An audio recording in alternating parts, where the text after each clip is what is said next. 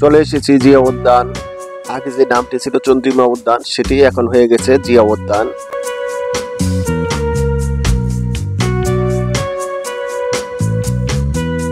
Welcome back to my channel. সবাইকে আমার চ্যানেলে স্বাগতম জানাচ্ছি। আমি রাশেদুল হক রনি, আমি বাংলাদেশ টিভিবিডি থেকে। আশা করি সবাই ভালো আছেন, আমিও আলহামদুলিল্লাহ ভালো আছি। সবাইকে সালাম, আসসালামু আলাইকুম।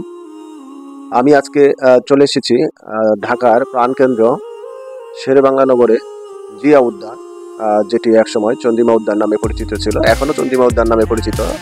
জিয়া উদ্যান এবং চন্দ্রিমা উদ্যান একই জায়গা, কিন্তু দুই নামেই এই জায়গাটি সমানভাবে পরিচিত। আসুন আমরা এই জিয়া উদ্যানটি ঘুরে ঘুরে দেখে নিই এবং জিয়া উদ্যান সম্পর্কে তথ্যগুলো জেনে নিই। দয়া করে ভিডিওটি না টেনে সম্পূর্ণ ভিডিওটি দেখে নেবেন। আর হ্যাঁ, লাইক দিতে ভুলে গিয়ে থাকলে প্লিজ একটা লাইক করে দেন, আর যদি ভালো লাগে তাহলে একটা কমেন্টস করে জানিয়ে যাবেন। জিয়া উদ্যানের সামনে যে লেকটি রয়েছে ক্রিসেন্ট লেক, এই ক্রিসেন্ট লেকের উপরেই রয়েছে ঝুলন্ত সেতু। এই সেতুটি পার হয়ে চলে এসেছি জিয়া উদ্যানে। জিয়া উদ্যানে সামনেই যেটি এখন দেখতে পাচ্ছেন, এটা একটা ম্যাপ বা মানচিত্র।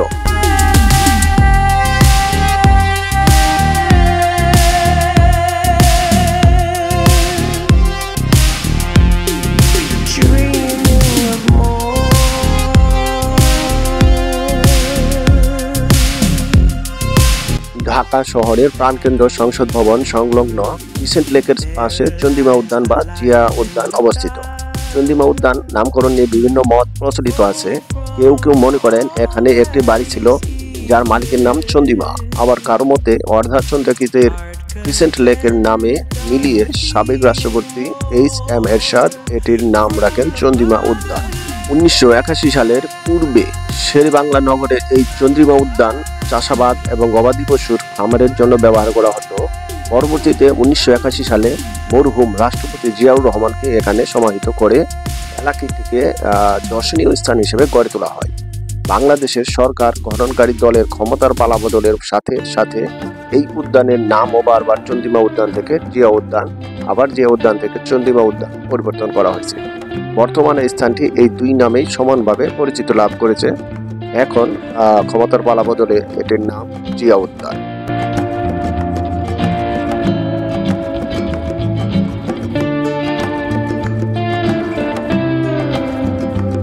এখন যে সমাধিটি দেখতে পাচ্ছি, এটাই মরহুম রাষ্ট্রপতি জিয়াউর রহমানের সমাধি।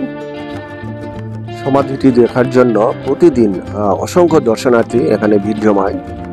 ঢাকা শহরের যে কোনো স্থান থেকে সিএনজি, বাস, প্রাইভেট কার কিংবা মোটর সাইকেল করে শেরেবাংলা নগরে অবস্থিত জিয়া উদ্যানে আসতে পারবেন।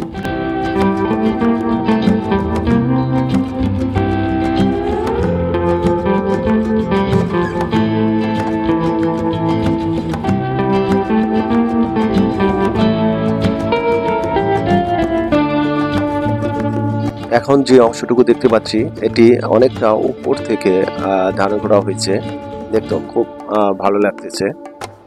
চলুন এবার আমরা জিয়া উদ্যানের চারপাশটা ঘুরে ঘুরে দেখব।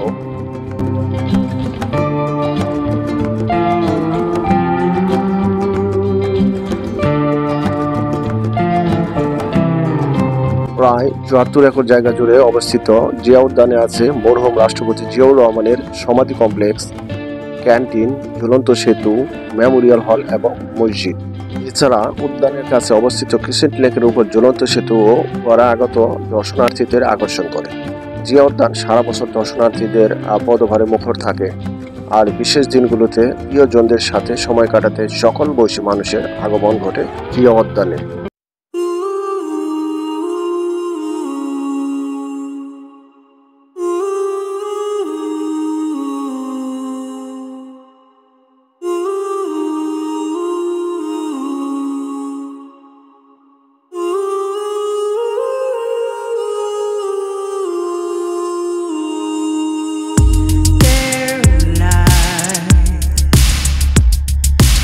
অত্যন্ত চমৎকার একটি জায়গা ফ্যামিলি নিয়ে ঘুরে বেড়ানোর জন্য।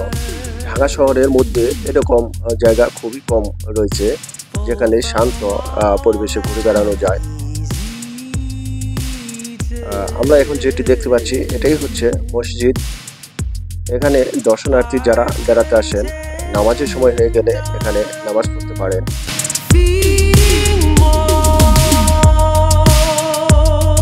উদ্যানে প্রচুর পরিমাণে বিভিন্ন প্রজাতির গাছ রয়েছে, তার মধ্যে বকুল এবং কৃষ্ণচূড়া অন্যতম।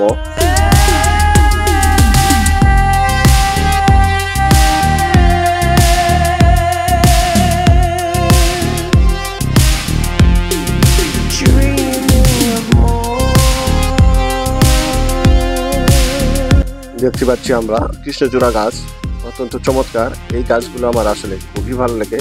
আমার মনে হয় সবারই কৃষ্ণচূড়া ফুল গাছ ভালো লাগে।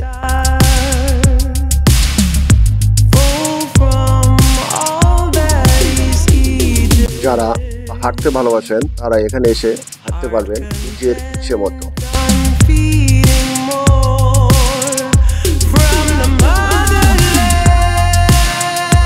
উদ্যানের পাশেই রয়েছে একটি অত্যন্ত চমৎকার লেক, আর এই লেকের দুই পাশেই রয়েছে বসার স্থান, যেখানে মানুষজন সারি সারি করে বসে গল্প বা আড্ডায় মেতে ওঠে, কেউ বা সেলফি তোলায় ব্যস্ত থাকে। দেখতেই পাচ্ছেন এখানে মানুষজন সারি সারি বসে আছে, যে যার মতো করে সেলফি নিচ্ছে এবং গল্প করছে। চাইলে আপনিও চলে আসতে পারেন।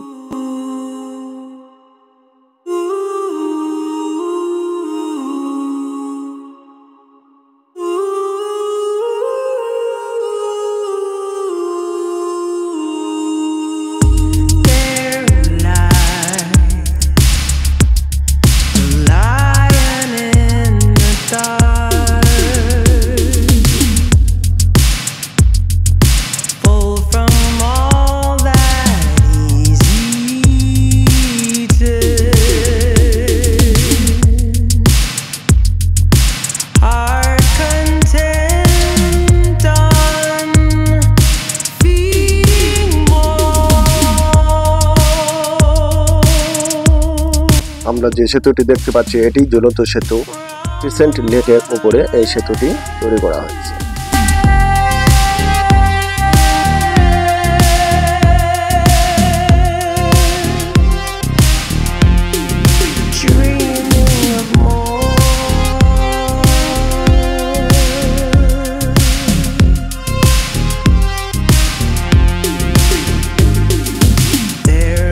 জিয়া উদ্যানে প্রচুর লোকের সমাগম ঘটে, দেখতেই পাচ্ছেন বন্ধুরা।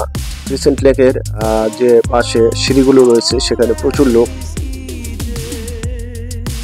ঢাকা শহরের মানুষজন একটু স্বস্তির নিঃশ্বাস নিতে এই জায়গাটিকে খুবই পছন্দ করে। আমারও এখানে এসে খুবই ভালো লেগেছে। যে ভাইয়েরা এবং আপুরা ভিডিওটি শেষ পর্যন্ত দেখেছেন তাদের সবাইকে আমার ধন্যবাদ এবং ভালোবাসা। সবাই ভালো থাকবেন। আসসালামু আলাইকুম।